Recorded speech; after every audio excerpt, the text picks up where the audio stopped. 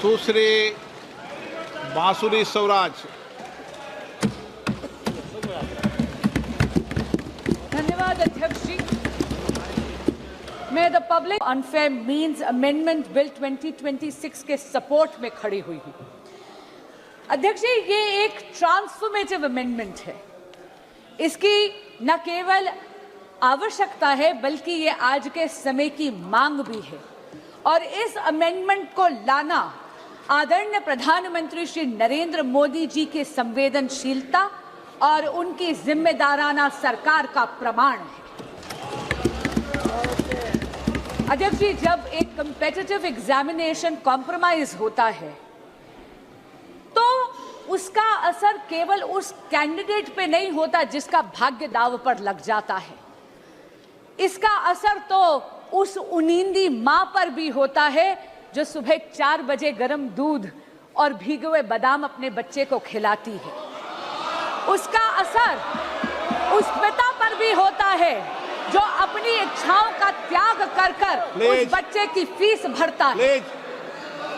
स्वयं प्रधानमंत्री श्री नरेंद्र मोदी जी ने कहा है कि पेपर लीक एक घोर अपराध है और इसीलिए मैं यहाँ कहना चाहूंगी और इस सदन को आश्वासन देना चाहूंगी कि आदरणीय प्रधानमंत्री श्री नरेंद्र मोदी जी के लिए पेपर लीक को घोर पाप कहना केवल एक बयान नहीं है, ये उनकी सरकार की नीयत है। इसीलिए ये अमेंडमेंट आज यहाँ पर लाया गया।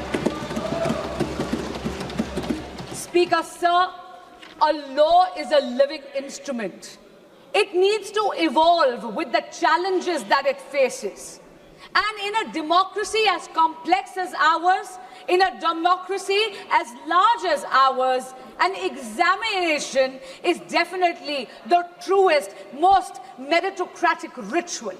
Because this is one ritual where under the same clock, the son of a laborer and the daughter of a CEO sit down, answer the same set of questions and get judged by the same yardstick. When such a ritual, such an examination is compromised, what gets diluted is a very holy covenant. A covenant that binds the most striving children of India. A quiet promise that in India, effort and merit alone shall prevail. अध्यक्ष जी, आज परीक्षा mafia संगठित हो गया है, cross state criminal network बन गया है और ये बिल, ये जो संशोधन आज लाया गया है, ये ज्यूरिसडिक्शन की उलझन को सुलझाता है, उसको समाप्त ही कर देता है। क्योंकि इस बिल में ये प्रावधान है कि केंद्र सरकार एक स्पेशल टास्क फोर्स का गठन कर सकती है इन्वेस्टिगेशन के लिए और एक बार जांच शुरू हुई तो घड़ी की गिनती चलने लगती है न्याय के पक्ष में। क्यों? क्योंकि ये बिल ये प्रावधान भी देता है कि हर स्टेट और हर यूनियन टेरिटरी में एक स्पेशल फास्ट ट्रैक कोर्ट का गठन हो। यही नहीं, इन्वेस्टिगेशन एजेंसीज को ये बिल ये कहता है कि आपको मात्र 2 महीने के अंदर अंदर पूरी की पूरी प्रक्रिया समाप्त करनी है और जो फास्ट ट्रैक कोर्ट है उसको पूरा का पूरा ट्रायल 3 महीने के भीतर भीतर खत्म कर कर अपना फैसला देना है। डे टू डे ट्रायल के साथ साथ ये भी प्रावधान इस संशोधन में दिया गया है कि स्पेशल पब्लिक प्रोसिक्यूटर्स अपॉइंट करे जाएंगे। उनका एकमात्र काम होगा केवल और केवल इस प्रकार के मुकदमों की पैरवी करना और किसी भी प्रकार की अननेसेसरी एडजर्नमेंट कोर्ट नहीं देगा। अगर किसी भी प्रकार की एडजर्नमेंट कोई भी पक्ष अगर लेगा तो उसके रीजंस जज राइटिंग में नोट कर कर देगा। और अगर किसी मुजरिम को ये लगता है कि अरे अपील कर कर वहां पर अपील का टाइम लंबा खींच लूंगा, तो अध्यक्ष जी मैं ये कहना चाहूंगी कि उसका भी ये उम्मीद पूरी तरह समाप्त करता ही ये संशोधन। क्योंकि ये संशोधन ये कहता है कि appeal directly division bench of high court को जाएगी। यानी कि जहां पर 2 जजेस न्यायपीठ पर बैठे हुए हैं, और अपील भी मात्र 3 महीने के अंदर अंदर समाप्त कर कर उसका फैसला सुनाया जाएगा। अध्यक्ष जी, मैं स्वयं एक वकील हूं। हमें हमेशा एक लीगल मैक्सिम सिखाया गया, justice delayed is justice denied. यही आत्मा बन गया है इस संशोधन का, और इसके लिए मैं आदरणीय प्रधानमंत्री श्री नरेंद्र मोदी और एनडीए की सरकार को बधाई देती हूं। स्पीड के साथ साथ यह संशोधन सजा को भी और कठोर करता है। आप ये देखिए कि अगर साधारण अपराधी है तो उसको 10 लाख नहीं 50 लाख का जुर्माना देना पड़ेगा अब, और उसकी सजा भी 3 से 5 वर्ष की बजाय 5 से 10 साल तक बढ़ा दी गई है। अगर कोई सर्विस प्रोवाइडर इसमें जुर्म करता है तो उसका जुर्माना बढ़ाकर 5 करोड़ रुपए कर दिया गया है, और 8 साल के लिए उसको डीबार कर दिया जाएगा। और यही नहीं, अगर कोई क्रिमिनल ऑर्गेनाइजेशन इसमें है, कोई संगठित अपराध इसमें अगर पाया जाता है, तो मिनिमम फाइन 10 करोड़ रुपए कर दिया गया है, और जेल का टर्म 7 से 10 वर्ष कर दिया गया है। And therefore, Speaker Sir, this amendment protects merit, it preserves fairness, and safeguards the dreams of India's youth. It provides for expeditious investigation. It provides for time-bound trial procedures while reinforcing institutional accountability across the entire examination ecosystem. This amendment is the product of a responsive governance by a responsible Modi government. But Speaker Sir, this reform is not in isolation. अध्यक्ष जी, प्रधानमंत्री श्री नरेंद्र मोदी जी तो वो नेता हैं जो youth lead development का मूल मंत्र देते हैं विकसित भारत के संकल्प को सिद्ध करने के लिए, और इसीलिए परीक्षा में चर्चा कर कर उन्होंने अपने व्यक्तिगत समय का निवेश करा है इस देश के युवाओं में। उन्होंने तो ये सुनिश्चित करा है कि हमारे देश का बच्चा एग्जाम वॉरियर से एग्जाम वॉरियर बन जाए। पिछले 12 वर्षों में शिक्षा के क्षेत्र में मोदी सरकार के अथक प्रयासों से रिफॉर्म एक्सप्रेस चल रही है। आप देखिए 12 सालों में अध्यक्ष जी, medical colleges and medical seats have doubled, दुगनी हो गई है उनकी संख्या। यही नहीं, आईआईटीज अब 16 के बजाय बढ़कर 23 हो गई हैं। IIMs 13 से बढ़कर 21 हो गई हैं। Functioning AIIMS, all India institute of medical sciences अब 7 नहीं, मोदी सरकार के कार्यकाल में 7 से बढ़कर 20 हो गई हैं। यही नहीं, नंबर ऑफ यूनिवर्सिटीज भारत में मोदी जी के कार्यकाल में 60% से ज्यादा हो गई हैं, बढ़ गई हैं। As far as higher education enrollment statistics are concerned, अध्यक्ष जी, 91 लाख एडिशनल स्टूडेंट्स अब हायर एजुकेशन के इंस्टीट्यूट्स में एनरोल करते हैं, जिसमें से 50 लाख महिला स्टूडेंट्स है, फीमेल स्टूडेंट्स है। और हाँ, एससी स्टूडेंट्स की एनरोलमेंट तो 44% हो गई है। एसटी स्टूडेंट्स की संख्या बढ़कर 65% हो गई है। अध्यक्ष जी, ये विस्तार केवल अफसरों का विस्तार नहीं है, ये सामाजिक न्याय का विस्तार है।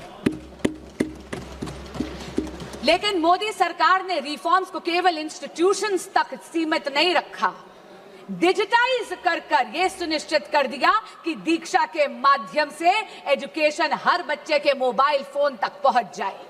ईट पाठशाला के माध्यम से पूरी की पूरी लाइब्रेरी अब बच्चों की हथेली में है। CUET जैसा एडमिशन प्रोसेस के लिए एग्जामिनेशन लाकर एडमिशन प्रोसेस को और ज्यादा पारदर्शी यानी ट्रांसपेरेंट बना दिया, और NEP 2020 में भारत की एजुकेशन सिस्टम को रिजिड स्ट्रीम से मुक्त कर दिया गया है। यदि कोई स्टूडेंट बायोलॉजी के साथ साथ म्यूजिक पढ़ना चाहता है तो उसको अब अपनी प्रतिभा में किसी एक सब्जेक्ट का चयन करने की जरूरत नहीं है, क्योंकि नरेंद्र मोदी जी ने यह सुनिश्चित कर दिया है कि प्रतिभा ना परिस्थितियों की अधीन होनी चाहिए और ना ही एजुकेशन स्ट्रीम्स की मोहताज। अध्यक्ष जी, जब अफसरों का विस्तार होता है तो उसके साथ साथ उन अफसरों की निष्पक्षता भी सुनिश्चित करनी अनिवार्य है। ये अमेंडमेंट बिल 2026 का यही सुनिश्चित करता है। अध्यक्ष जी, इस सदन में पिछले 2 वर्षों से मैंने देखा है कि बहस तथ्यों पर होनी चाहिए, बहस नैरेटिव पे नहीं होनी चाहिए, बहस प्रमाणों पर होनी चाहिए, बहस पूर्वाग्रह पर नहीं होनी चाहिए। इसीलिए मैं ये जरूर कहना चाहूंगी आपके माध्यम से विपक्ष के साथियों को, सबसे पहली बात तो बेल सरकार नहीं, इस देश का कोर्ट देता है और लोकतंत्र में judiciary is independent of the executive and the legislature. दूसरी बात मैं ये कहना चाहूंगी, कांग्रेस के साथी और विपक्ष के कुछ साथी एक नैरेटिव बिल्ड करने की कोशिश कर रहे हैं, जैसे कि पेपर लीक की समस्या, एग्जाम कॉम्प्रोमाइजिंग की समस्या केवल और केवल 2014 के बाद पैदा हुई है। अध्यक्ष जी, मीडिया की रिपोर्टों का अगर हम सच माने तो विपक्षी दलों के जहां जहां पर शासित राज्य हैं और पिछले जब 1 दशक था, जब 2014 से पहले कांग्रेस लेड यूपीए सरकार था, तब 1 नहीं 2 नहीं बल्कि टोटल 22 बार पेपर लीक होकर कैंसिल करने पड़े। उनमें से कांग्रेस लेड यूपीए सरकार के अधिकार क्षेत्र में आने वाले 6 ऐसे एग्जामिनेशंस हैं जो सीधा केंद्र सरकार के नीचे आते थे। अध्यक्ष जी, AIIMS PG examination 2006, ICAI CPT examination 2007, CLAT 2009, Railway Recruitment Board Examination 2009, AIEEE 2011, SSC CGL Examination 2013, ये सारी की सारी पेपर लीक तब थी जब विपक्षी दल सत्ता में था, यानी कांग्रेस लेड यूपीए गवर्नमेंट थी। अब मैं राज्यों के कुछ आंकड़े आपको देना चाहूंगी। राजस्थान में जब कांग्रेस की सरकार थी तो REET, RPSC, senior teacher recruitment, police constable examination recruitment, forest guard recruitment, CHMO recruitment exams leak हुए। टीएमसी की जब सरकार थी पश्चिम बंगाल में टीचर रिक्रूटमेंट स्कैम में सुप्रीम कोर्ट ने 27,753 अपॉइंटमेंट्स को कैंसिल करा गया, क्योंकि उन्होंने उसमें फ्रॉड और मैनिपुलेशन पाया। यही नहीं, जब बीआरएस की सरकार थी तेलंगाना में तो टीएसपीएससी पेपर का लीक हुआ। उत्तर प्रदेश में जब सपा की सरकार थी तो police constable recruitment paper leak हुआ। तब तो सॉल्वर गैंग्स और ऑर्गेनाइज्ड एग्जाम फ्रॉड के गैंग्स वहां ऑपरेट करते थे। और हाल ही में पंजाब में, ये तो इसी साल की बात कर रही हूं, फार्मेसी ऑफिसर रिक्रूटमेंट एग्जामिनेशन में तो हाई टेक यानी ब्लूटूथ का इस्तेमाल कर उस पेपर को कॉम्प्रोमाइज करना गया। पर मैं पूछना चाहती हूं, इससे पहले कि विपक्ष मुझ पर यह इल्जाम लगाए that I am talking about whataboutery, this is not about whataboutery, but I am calling out the opposition on its selective outrage. मैं पूछना चाहती हूं विपक्ष से कि अगर ये सिद्धांत की लड़ाई है तो सिद्धांत सरकार देख के बदल कैसे जाता है। मैं पूछना चाहती हूं कि अभी खड़े होकर इन्होंने तत्कालीन केंद्रीय शिक्षा मंत्री की बात करी, क्या माननीय गौरव गोगोई जी ने अभी तक पंजाब के एजुकेशन मिनिस्टर का इस्तीफा मांगा है या नहीं? यही बात नहीं है अध्यक्ष जी, एक सिंगल प्रोफेशनल टेस्टिंग एजेंसी की मांग पिछले 30 साल से इस देश में पेंडिंग थी।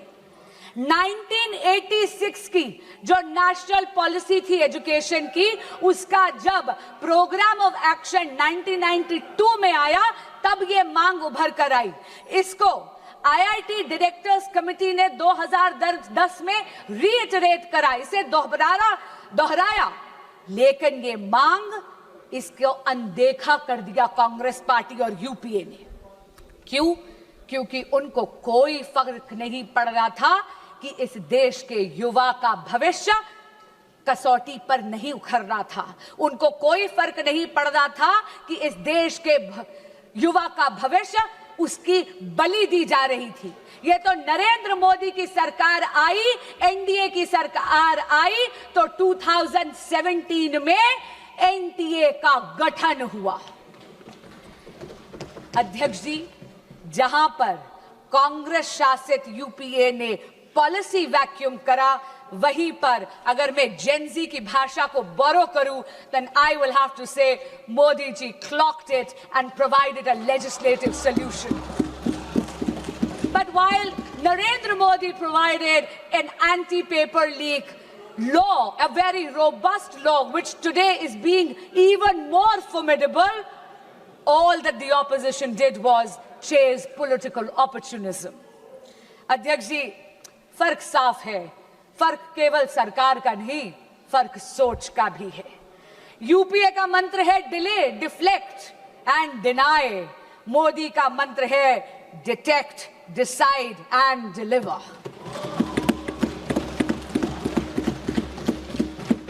इनका ये रवैया देख के अध्यक्ष जी, कवि दुष्यंत की दो पंक्तियां मुझे याद आती हैं। तुम्हारे पैरों के नीचे कोई जमीन नहीं है, तुम्हारे पैरों के नीचे कोई जमीन नहीं है, कमाल है कि फिर भी तुम्हें यकीन नहीं है। अध्यक्ष जी, अपनी वाणी को विराम देने से पहले मैं ये जरूर कहना चाहूंगी कि बात राजनीति की नहीं है, बात इस देश के युवाओं की है। और इस देश के युवाओं का भविष्य किसी भी राजनीतिक विचारधारा या दल की डिफरेंसेस से ऊपर है। और इसीलिए मैं यहां से, इस सदन के पटल से, हर प्रकार के एग्जामिनेशन माफिया को चेताना चाहूंगी कि आप इस सदन के संकल्प से बड़े नहीं हैं।